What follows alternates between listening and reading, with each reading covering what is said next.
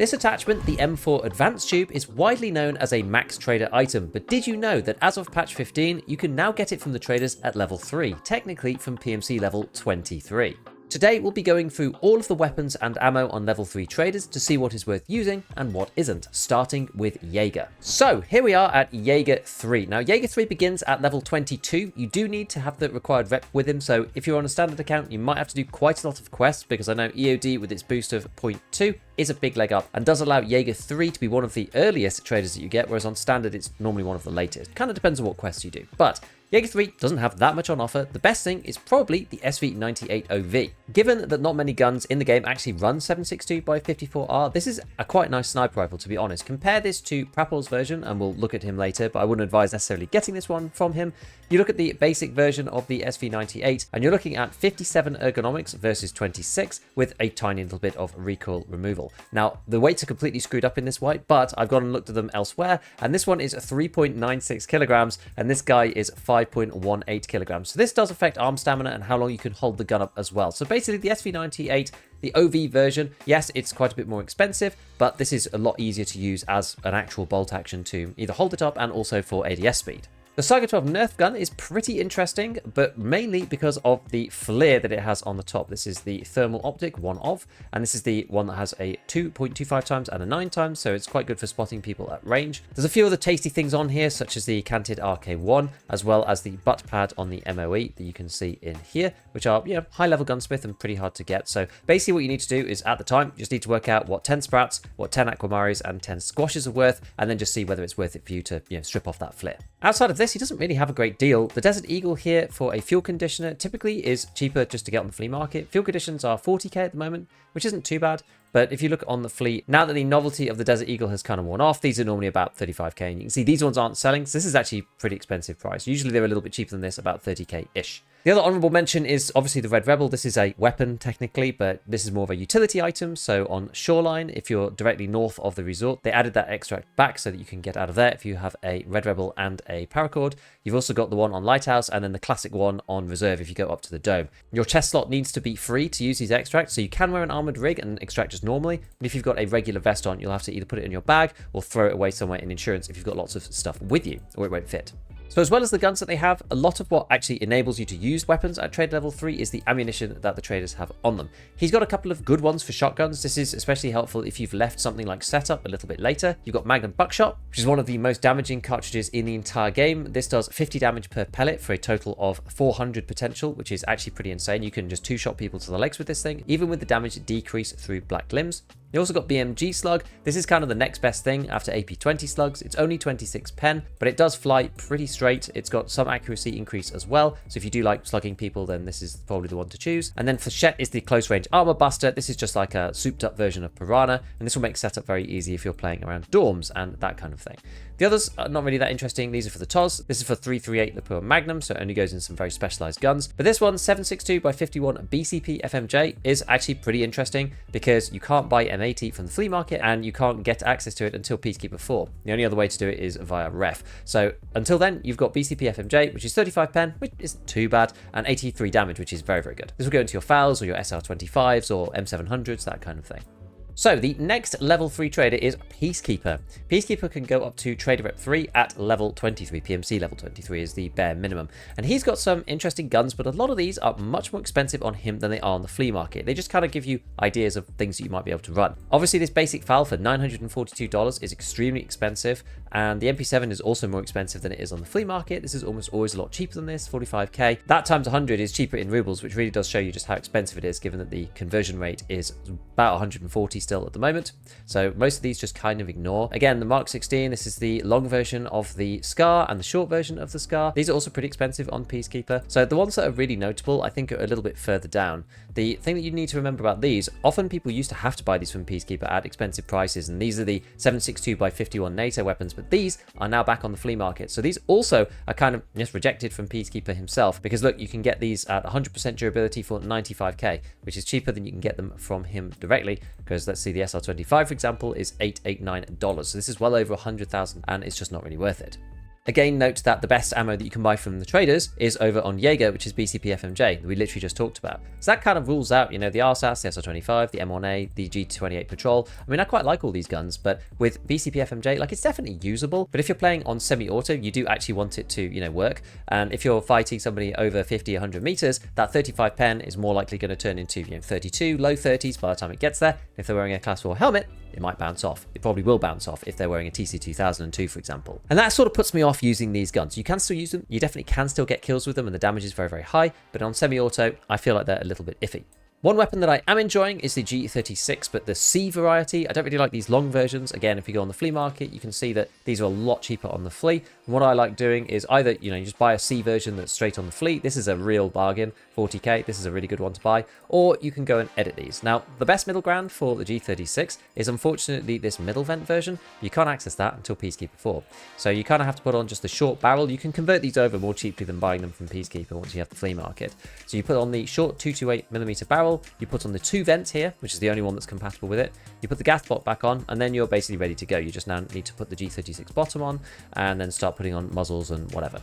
So this is a really good way to build out a decent weapon. You just put on whatever optic you like, and I still really like putting the mini monster on these. I know that you can get better recoil reduction elsewhere, but an SF3P and a mini monster on the end is honestly truly quite powerful. This gets you to 60 ergonomics and 69 vertical recoil, which is fine. And then at Peacekeeper 3, you can also add the RVG Black, and this gun is basically good to go. 65.5 ergo and 67 vertical recoil. Stick on a laser and a sight, and jobs are good. And I really like this. It's not quite as fast fire rate as the M4, but that means that it's slightly more controllable at 750 RPM. You're going to get better time to kill than on the MDR and the SCAR, and it doesn't need that much modding. I really like the G36, but just buy them from the flea market and modify them there. I'd avoid them on Peacekeeper because, again, his prices are just too high.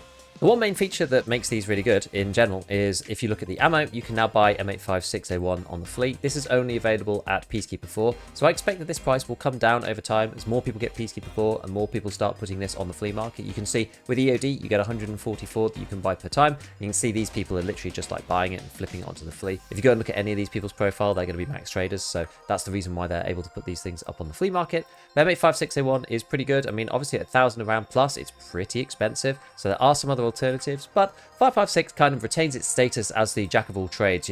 High fire rate with the G36, the M4 and the HK, reaches really far because the bullets are very, very fast, and also good penetration with 37 pen, deals easily with class 4, which is what the majority of the player base is running right now. So that works really well, and there's a reason why the ammo is in demand, because they are pretty good. P90, again, is a bit expensive. If you did want to run the P90, what I would do is I would go for the barter. The barter here is typically a lot cheaper, the 2 military cables barter. This is down at Peacekeeper 2, and that is going to cost you 60k, which is a lot more reasonable. P90 is honestly not a bad choice. Again, partly because of the ammo. There's Peacekeeper 4 ammo that is available earlier on the market. So you go for SS190. This is the same pen and just a little bit less damage than M856A1. But you can see it's pretty much half the price. And the version that you get from the barter with the cable has the long barrel on it, so it actually has 1.19 MOA. So technically speaking, you can actually reach out with this pretty well. You just kind of got to be in that frame of mind to do it. A 900 RPM gun usually feels like you're better off just shooting it full auto from point blank, but you can actually reach out with it as well. So this could be a good alternative to running the 5.56 weapons if you want.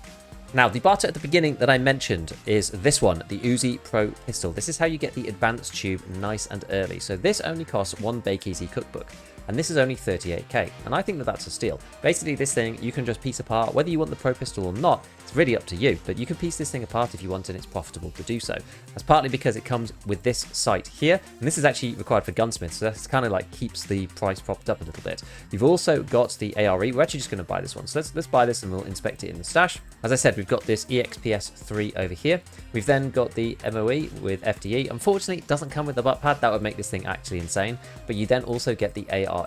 These are not necessarily that expensive this wipe because it's weird. One of those strange consequences about the non-finely made flea market is that those items that are really, really well known are often actually not that expensive because a lot of people remember about them and then they remember to flip them on the flea market. Some things that are a little bit less well known, things like the top mounts for the Ultima shotgun, for example, that are locked to Jaeger 3, but everything else you can build at Jaeger 2, those ones often end up going a bit more because people forget to flip those because it's not really top of mind. Something like the advanced tube are top of mind in terms of selling on the flea market. So at 20k, you're not saving that much really, but if you don't have access to this, then this can be a great way of doing it. You also get an RVG as well, and these are about 10,000 rubles. So if you go back and look on Mechanic how much this would cost, bearing in mind we spent just under 40k to actually buy this gun, you can go and just sell all this stuff back to him technically for 50,000. So that just shows the value here. We're getting it for, you know, more than the cost price, and you can in theory just sell the RVG for, you know, 10k or something, sell this thing for about 20,000, 30,000, and then keep the ARE if you want and use this in like M4 builds or something like that without having to spend the 20,000 on the flea, and just sell the Uzi Pro pistol if you want to, or just keep it, or whatever you want to do. So that pretty much covers Peacekeeper. As I said, until you have M80, I feel like a lot of these guns are not really that worthwhile, and most of his collection is simply cheaper to go on the flea market, but at least it gives you some ideas. Now, in terms of ammunition that he has, obviously at this point he has M855. This has been available on the flea pretty cheaply because a lot of people get access to Peacekeeper quite early on, so this one has been just arbed to oblivion, so you can pretty much buy this for under 300 rubles almost all the time, which is basically the trader price, so that's not really a great advantage to get M855 there, but it does let you pack your magazines without having to use 5.601 on top of everything. You've also got this AP6.3. AP6.3 is a great one. You can see I've been flipping this one myself. This one still has retained some value, and to be able to buy it down at this cheap price, even at 440 rubles per bullet, it's not too bad. They fire very, very quickly, and this just stops PST from bouncing off Ratnik helmets and stuff like that. It won't save you against class 4 helmets, but you're supposed to be shooting people in the face anyway, remember, with 9mm. That's kind of the idea. Low recoil and head tappers. So AP6.3 just gives you that little bit more flexibility with class 3 helmets. Then we've got L191. This is kind of the equivalent of AP6.3, but for the P90. You stack this underneath the SS190 that you're buying from the flea market with this. And with 33 pen and 53 damage, it's actually pretty good. So this is a nice filler bullet you can buy at Peacekeeper. And then the other ones are just kind of niche. SP193 is the subsonic one, but the penetration on this got destroyed ages ago, so it's not really that good anymore. Hydroshock for 45 is like really low pen, but decent damage. I mean, you could use this in a vector to do leg meta if you really want. And SIG FMJ, but nobody can get access to the spear anymore because it's been removed from the fleet. So this is not really a thing. So honorable mention to Ref. I don't actually have Ref at a high trader level yet because I unlocked him, and then there were lots of problems with Arena and rollback issues and stuff, which BSG are fixing, and also desynchronization with EXP, which I wasn't receiving in my account. So I didn't really feel like a great incentive to actually play when my experience was just getting lost. I did it a little bit for vitality, but I kind of lost the impetus to play a little bit until some of the synchronization issues are fixed. But anyway, Ref level 3 does actually have M80 on it, so if you can grind up to level 3, then you can unlock the power of, you know, Peacekeeper's 762 by 51 NATO weapons with Ref. So it's just an honorable mention there. If you like playing Arena and you've played a lot of it and you've got Ref level 3, or you're working towards Ref level 3, then you will be able to use the SR25 and the RSAS and the M1A and the G28 with Ref's M80 once you get there. It's a GP coin trade, but you should have a lot from dailies at that point if you've been playing Arena pretty regularly. Not to mention, you can get Ref at level 25, so that is pretty early. It's a lot earlier than Peacekeeper's level 37 for M80 when you do finally unlock it in the regular game. So, you know, there's a big gap there between the progression on M80 in Arena versus on Peacekeeper, but you know, it is what it is. It's up to you whether you think that that's fair or not. After Ref at level 25, once you get to 26, you then get to Prapor 3. Prapor 3 isn't actually too bad in terms of guns. He has the SVT, which is kind of an interesting one. The SVT, I believe, is also a bit cheaper on the flea market as well, 48,000 rubles, but it gives you a good idea of what you can use. LPS isn't purchasable anymore from the traders for this particular caliber, but you can buy T46M, which is pretty decent. That one has got 41 pen, which is almost as good, and in SVT it's all right. So this is a proper budget gun. You could either use it with the Mosin scope, or you could just use it with the iron sights. It's in semi-auto. It's pretty fearsome, especially if you manage to grab one of the AVT mags, which takes it from a 10 to a 15 rounder. You probably need to get this from the flea market if you're only just a Prapor 3, because this is on Prapor 4, but it's 15k. So for 80k, you've got a gun that fires 7.62 by 54R on semi-auto. And at Prapor 3, I will touch on this in a second, but you do actually get access to T46M directly here with 41 pen and 82 damage. It's pretty fearsome as a budget gun. Not seen that many people running the SVT. I feel like after the recoil rework, it kind of got a bit floaty, but still maybe a decent option. Now, in terms of the rifles that he has, he gives you access to the AKM SN and a few others like the 103 and the 104. Again, these are kind of expensive. I mean, these things are usually the AKM style. The AKM itself is usually about the same price on the flea market as it is from Prapor. The MSN versions that you can't change the stock on are usually a bit less expensive. So this one, 48, this is probably about the same price because people like being able to mod the stock. You can't do that on the one with the wireframe. But a couple that I think are really underrated is the AK-103, which you can see here is quite a bit cheaper than on Prapor. It's about, 40k or something. And the other one that I think is super underrated is the AK-104. People typically have a very long memory in Tarkov, but kind of for the wrong things. It's like this community inertia that we have about not moving on to other things. And in the past, everyone always used to use the 103 over the 104 because recoil was king. Recoil isn't king anymore after the recoil rework, which was quite a long time ago now at this point, and you get a couple more ergonomics points for having the 104, as well as it being slightly lighter, you get 3 more ergo, and the recoil doesn't really matter. It's like 5 points or something, which hardly makes any difference. But this guy is so cheap. It's like 29, 30k, really cheap for the base gun, 5762 by 39, which is obviously a very good caliber early. Again, it's another one that gets bad rap. It got bad rap last wipe at the end game, but that's again the reason why it's now been buffed this wipe. Some of those bullets are a bit better, and also the end game calibers that people were using last wipe have now been nerfed, or the availability has been changed, so you can't get access to things like M62, or the spear's been banned from the fleet. So now I think that these are pretty good. I've been using a 104 recently, and I'm going to probably make a whole video about it. Basically, I've been running PP in this thing, and it's been absolutely destroying people. So yeah, wait for that video because that's probably coming soon. I think this is actually a really good shout. The reason why these are kind of good, and I've been running some shorter guns too, because you can just fight inside with them so much more easily. You know, if you're in dorms or you're fighting around chalets, around doors, corners, walls, whatever, having a gun that is 4 long rather than 5 actually makes quite a big difference in terms of how close you can be to door frames and things without getting barrel stuffed by the environment. And that really also helps with the left lean too. If you go near anything with the left lean, it switches you back into the right-handed position. And in the middle of a firefight, that can sometimes mean that you lean around the corner and then your gun's on the wrong side all of a sudden automatically, and then you can't shoot. And that can definitely get you killed. AK-12, decent weapon this wipe, but again, this is a bit too expensive, so just buy it from the flea market. Same with the RPK, just buy it from the flea. Now, the RPD is sort of interesting. I think that this has been overshadowed by the M60, which is on the flea market for cheaper than this, if we just go and look it up. Because you can actually change stuff about the M60, whereas you can't with the RPD. Even the basic version, E4, this is about 80k, 70k, and these ones are a little bit more expensive, but these are about the same price as the RPD itself, if not very slightly cheaper. And the recoil is better on them, and they're moddable, so you can add things like suppressors, which you definitely can't do with the RPD. And on the RPD itself, you can't even add anything. This thing is a complete lump. It's just unmoddable. You can't even add any side rails. There's no dovetail. There's no optics or sights you can add. It's just irons. So this makes it a bit unruly, honestly. I mean, yeah, it's got a bipod. That's fine. But I think that this is just a bit expensive. I'm not really that keen on this thing anymore. I always used to pick the RPD-N when I had the option because it had some possibility for sights and lasers and stuff.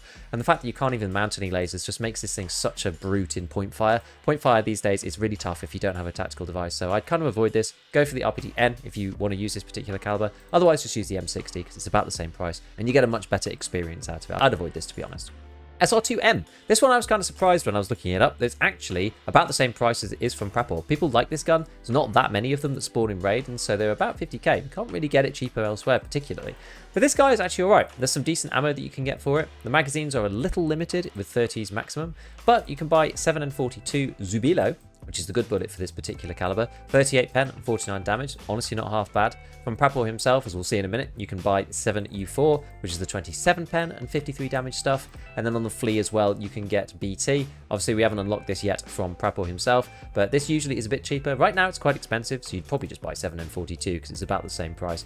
But BT is 32 pen and 52 damage, so it's a little bit of an upgrade on 7U4, but probably not worth paying 4 times the price for, to be honest. So use this to pack mags, Zubilo to top them off. And this gun is probably quite decent, honestly. It's up there with the P90s of the world and a few other weapons like that. It's also a little bit cheaper than the P90, and the mags are cheaper as well. If we go and have a look at the link search, just go and see the magazine cost. Mags of P90 are quite pricey. You have to buy them from Peacekeeper, but these are only 4k each, and you can buy loads of them. So this allows you to just sort of spray and pray. Obviously, it's 30 rounders and not 50s, so that limits the usability slightly. It just depends on what you like. 900 RPM, this thing will shred. Now, the VSS is a weird one. This is about worth it, honestly. It's about the same as the AS Val. It depends whether you like the VSS or not, but this is banned from the flea. I'm still not entirely sure why. There are other ways to get the VSS, but this is the only way early on, the ratchet and the kite, and this ends up costing about 90k. The Val itself is usually about that, if maybe a little bit more. So you can see 100k here for the Val. So the VSS barter really isn't that bad. Now, if you just link search on any of these guns and go and look at the ammo available, you can't get SP6 until you've completed quests. Last wipe, it was capturing outposts, so I imagine that's probably the same. You could buy SPP on the fleet, and this one's 35 pen and 68 damage. This is kind of the same as PS. SP5 you can purchase at Prapor 2 with 28 pen and 71 damage, which is good, and FMJ is just a bit lackluster with 17 pen. So you probably want to go with SP5 as a base and then maybe buy some SPP to spice things up, given that you can't buy SP6 on the flea anymore. But the fact that this is only 35 pen, it's up to you as to whether you want to use it or not. I mean, it does pack a punch in terms of its damage, but it's not really a caliber that I use particularly, but I know some people have really good success with it. The KS-23, another weapon that is banned from the flea market. This can do real work close up. One of the very few weapons that can one-shot people to the legs because of the damage of the individual pellets, which is a lot, especially if you buy Shrap 10. It's a very close range weapon. It's got some specialized uses, like having a flashbang round that allows you to complete the flashbang quest. So I really only use it for that, but otherwise you can use it if you want. Some people like it. I don't really like it as a solo because you only get 4 shots per shotgun, 1 in the chamber and 3 in the magazine. So it's a little rough to use by yourself, but some people like it. It's kind of a meme gun, but it could be pretty funny. Now, the SVD, most people will use this for Punisher Part 6, 93k, it's pretty expensive. They typically don't go for less than that on the flea market. There's always demand for 100% SVDs at about this price. Most of these ones down here will be damaged. And yeah, as I said, most people are going to be using this for Punisher Part 6. It's the reason why it's so expensive. But I do genuinely believe with the blocking of M80 that for the mid game, until you can get M80 or unless you're getting it from ref, the SVDS with either LPS, which is pretty pricey, or T46 is one of the strongest DMRs until we get up to max traders, up to level 4 traders, because you can be firing 41 pen ammo out of a semi-auto gun. And the SVD, there are ways to mod it to get a bipod as well. So if you want to use it as a proper DMR and like set up and shoot people with very low recoil, then you can also do that on this as well. It's probably one of the few guns that really does benefit from having a bipod because it reduces that recoil down from 138 down to a lot, because it's minus 80% recoil on these bipods. So maybe we'll do a video about that at some point as well. And then obviously we've got the SV98, but just going by the one on Jaeger. So that kind of deals with Prapor's guns. We've got a couple of bullets here. 762 PS is the staple in that cartridge. 35 pen and 61 damage isn't bad. We've got 545 PS, which at this point, this is worse than M855 because that guy's got 31 pen. This has only got 28, so it makes it even more rough. T45, I don't really see why you'd buy that if you have access to PS at this stage, because this is 30 pen and an extra 5 pen lower. That makes a massive difference against class 4. So I avoid using this, and I would use this instead, unless you're running a meme build and you want to put it in the RPD or something, because you want the tracer effect for fun. US is very similar. You get less recoil, but with 30 pen. So this can be used in niche cases when you want to reduce the recoil on a particular weapon. But these days, with the recoil rework, got less value to it. T46 we touched on before. This is awesome because of 41 pen. It is a tracer though, so if you're using it in something like the SV98, you might get spotted. Same thing with the SVD as well, but the SVD is usually a little bit closer range in terms of when you're going to be shooting people, so they're probably going to hear you anyway, but you might want to consider going for LPS. Now, the market thinks that LPS is worth it. You can only craft LPS, which is one of the reasons why it's expensive. You can't buy it anymore. You can see T46 is worth 400 rubles on the flea market, whereas LPS is worth 1,200. So whether a tripling in price is worth the lack of tracer to you, I don't know. I'll leave you to be the judge of that. But the stats difference between the two is very minimal. 82 damage versus 81 damage. 41 pen versus 42 pen. Is much of a muchness. These two bullets are basically the same. The only real difference is the tracer or not. So I'll leave that one up to you, as I said. It depends if you're sniping or not. It depends on kind of your playstyle, honestly. Barricada Slug, this is a bit like AP20s, but for the KS23, do not recommend. Shrap 25 is pretty decent, not quite as good as Shrap 10, but it's pretty decent. And then, as we said, 7U4 for the SR2M, which can be pretty good. As a fill around with Zubilo over the top. Got an interesting little end to it, right? It's kind of like a chisel. Weird. So next, Skier at level 28. He is the next one. He has a pretty lackluster arsenal. The MCX is almost always cheaper on the fleet, but what you can do, he has this lower, which is probably the most interesting part about this. You could go onto the flea market and you look at the MCXs and you can buy one at 100% if you want, or sometimes they appear cheap because usually, this is actually kind of unusual at the moment on the flea. Usually you're looking for weapons that are lower than 100% that have come from rogues. And what that means is, you know, if they come at about 40k, you can then just buy this and stick this in. And sometimes that's cheaper to cycle them through. So you have two options really, buying one outright that's a decent durability already, or getting this lower and just sticking it on any of them that come up. So the MCX can be decent. I haven't actually managed to use it yet, just haven't had time. But the MCX is one of my recommends purely because of the ammo. It acts very much like an M4, 800 RPM, but you can't mod it like all the way fully to meta, but that's okay because we're not at level 4 traders yet. But you can buy M62 Tracer. This is about half the price of M856A1 and has about the same stats. 54 damage and 36 pen. It'll act very similarly, but it won't cost you as much. So this one is kind of a vouch for me. I actually think that this is pretty good. BCP FMJ is the step down from there. 30 pen and 60 damage, which isn't half bad for 300 rubles. So you can use that to pack the mags underneath the M62 Tracer to save a bit of money if you want to. But I honestly think that that's quite a good option. Other weapons that Skier has is the RFB. Don't bother doing this, just do the barter. He has a barter for 2 gas analyzers, which are really cheap on the flea. Gas analyzers are obviously notorious, but in terms of non-finding raid, they're basically useless. So 30k, you can get an RFB instead of 55k. So yeah, just do that. Don't bother buying this one from him. The 45 Vector, another one that is cheaper on the flea market by quite a lot, like literally half. These are tough because they're only 30 round mags, so it's a little bit tricky to want to actually use this weapon because the RPM is just so high at 1100 until you've got access to AP. AP is expensive and is one of the better SMG ammos in the game because of the high damage, 66 versus 38 pen, which is good. People will die, but the high RPM means that the rubles per minute is extreme, honestly, at nearly 1,000 rubles per round. So it can be an okay option, but you better hit your shots because otherwise you're going to be reloading this bad boy a lot. Then we've got the DVL. I think people are insane if they're buying this one because you don't have the abilities to suppress it at this level. So it's not very much point buying the loud version of the DVL. In order to suppress this gun, you need to have the silencer suppressor barrel type thing in the end cap, but you can't actually buy this yet. You have to buy them from the flea. So this is pretty much worthless as far as I'm concerned. Maybe a bolty fanatic will be able to tell me in the comments why you would buy the unsuppressed DVL from Skier.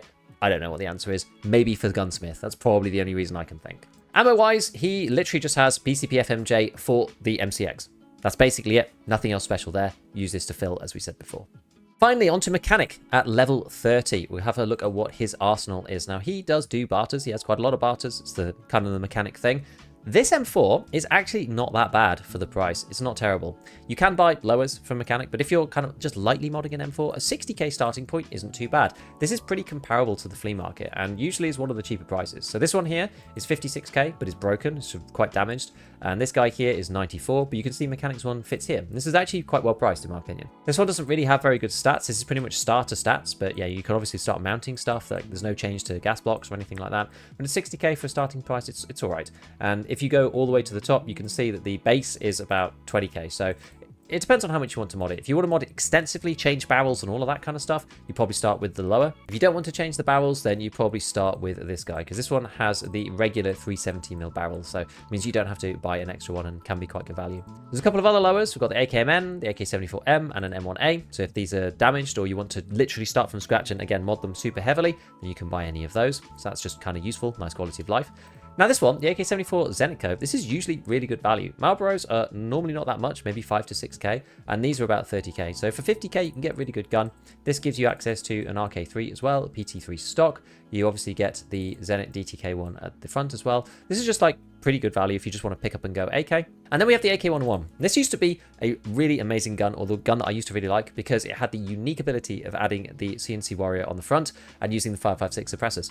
This is no longer unique to this weapon. So it's kind of lost a bit of its unique selling point, really, because now you can put the CNC Warrior over onto the other AKs and use a 60 rounder, whereas this is still stuck using the 30s. So this is a bit of a problem for both the AK-101 and the 102. Again, with the recoil changes as well, this lost a lot of its benefit because it used to be one of the best bang for buck recoil guns that you could get, whereas now with the recoil rework, it just doesn't matter that much anymore about the modding. Obviously, it does matter, but not as much as it used to, if that makes sense. So it's kind of lost like the two things that made it good, which is now shared with most of the rest of 545, and the cheap modding, which is not as necessary as it used to be. So it can be okay, but it's sort of comparable with a lot of the other 545 guns now, especially given 545 got a buff recently and 556 a small nerf.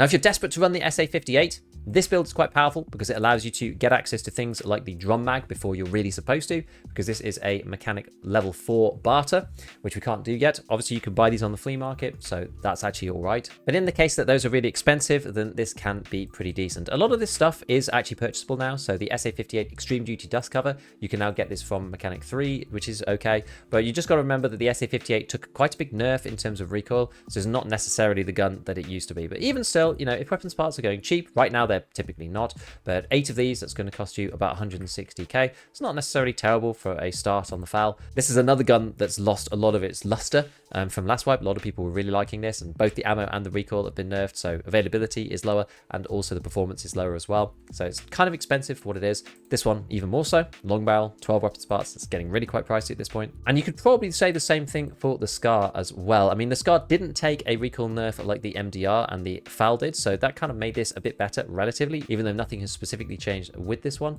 But, you know, it's sort of in that same camp of 7.62x51 without M80 being easily accessible at this point. So once you have that, maybe consider the Mark 17. This barter is not too bad. These are normally about 20k, and these SMTs are normally about 70k, so that makes it, what, 140 plus a little bit extra, so about 160 or something, which isn't too terrible.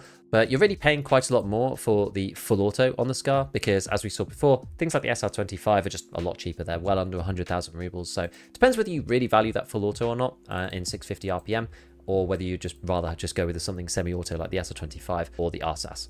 The RPK, again, just buy this from the fleet. Now, he does have the RPD-N This one is different, as I said, because you can mount a Cobra sight to this and add a laser on. So ignore the OKP7. We don't want that. We want the Cobra because there's no other way to mount a laser or a flashlight. You can just put whatever you want on here. I often go the WMX. You can put the IR flashlight on this thing and get a bonus. And then you can just put any optics that you like on here. There's a little trick. You kind of have a height over bore problem with this. But if you look around here, like the longest range optics you can normally get is something like the Valde. A lot of people don't really like the Valde and for the 30mm ring mounts. So if you've got this one here, the LaRue Picatinny Riser, if you stick that on, it actually gives you a slightly longer rail, and it's just long enough to fit on the 34 and the 30mm mounts, because then you can go and pick anything you like the Bev, and then you can put in something like the Voodoo, the Tango, the PM 1-8, or Attack 30. That's kind of like a cool little change. We've got to remember this guy is also the shorter version, so the MOA is not amazing. You can technically change the barrel over and add the bipod onto this thing to get the good MOA, which then sort of justifies using an LPVO a little bit more, but now you've got better point fire. I would always choose the RPDN over the RPD itself.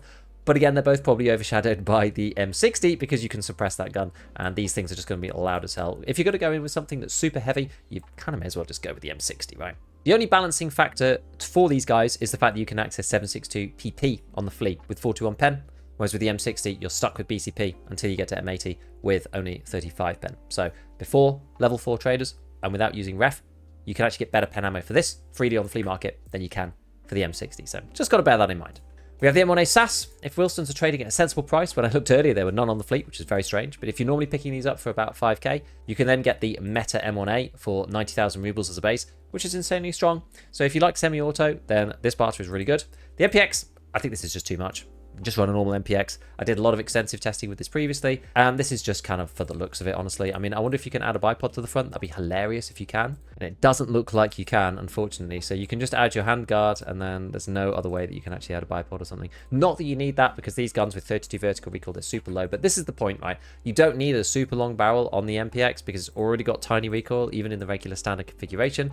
And at Peacekeeper 2, you can just go and buy this thing from him. This one here, the MPX Silence. Now, the only difference really is the MOA and the bullet speed. So, do you really care about that with an SMG? Maybe you do. I don't know. I really don't, honestly.